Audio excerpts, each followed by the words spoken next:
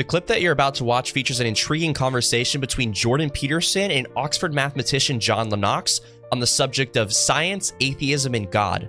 They unpack a lot of dense material in a short amount of time, so feel free to pause, rewind, just really make sure that you're understanding every idea they lay out here.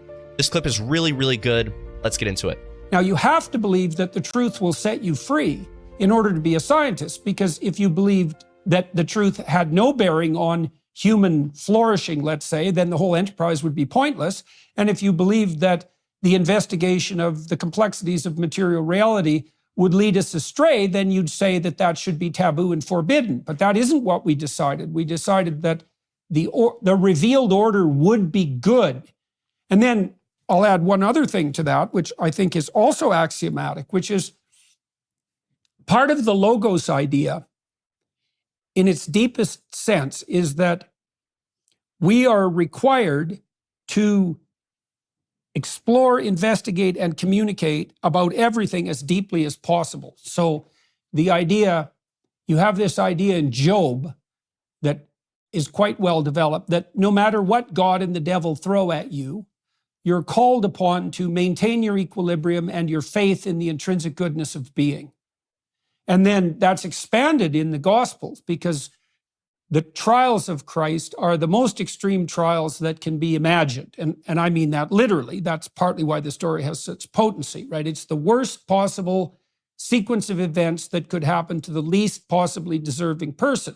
And that's an injunction to accept all of the terrible catastrophes of life full on, in this supposition that doing so is the manner in which life most abundant could reveal itself. And if you're a scientist, and the real scientists are like this, and I think Dawkins in this way is a real scientist, is that you're actually committed to the truth, right? You put that above all else.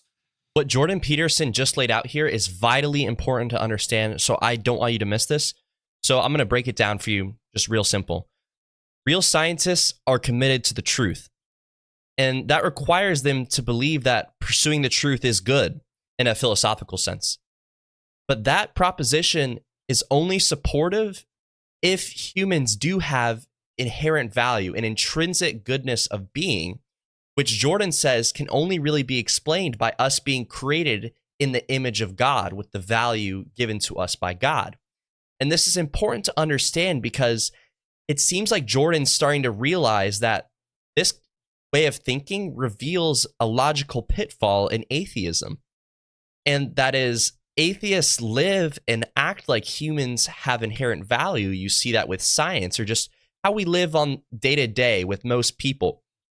But if you take atheism to its logical conclusion, you find that the belief is that humans are just matter and energy and chemicals evolved to a higher order, ultimately making us a cosmic accident with no inherent value. And that would mean that atheists ultimately don't have a foundation for their beliefs about us, besides their subjective opinion, of course. And that's something I really admire about Jordan Peterson, because it can be a lot to lay down your ego and your biases, just pursue the truth. And it reminds me of this Frank Turek quote I heard the other day that says, most people are not on a truth quest. They are on a pursuit of happiness, and they're just going to believe whatever they think is going to make them happy. And from my personal experience, I was on a happiness quest for almost all my life. I was chasing pleasure, drugs, casual sex, just whatever I thought was going to fill me up. But the more and more I got, the more and more I wanted more. And ultimately, it never was enough to fulfill my desires. And ironically, it wasn't until that I started on a truth quest that I finally found what I was looking for, although I didn't know what that was yet. And it turns out I found immense fulfillment and meaning to my life and a deep sense of peace and joy. And the way I found it was through God.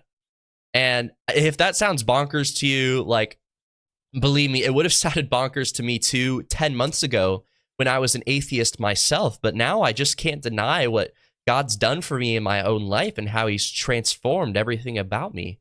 And I want you to be able to experience that if you haven't already. And so I want to leave you with this question to reflect on, and that is, in your own life, are you on a truth quest or are you just on a happiness quest?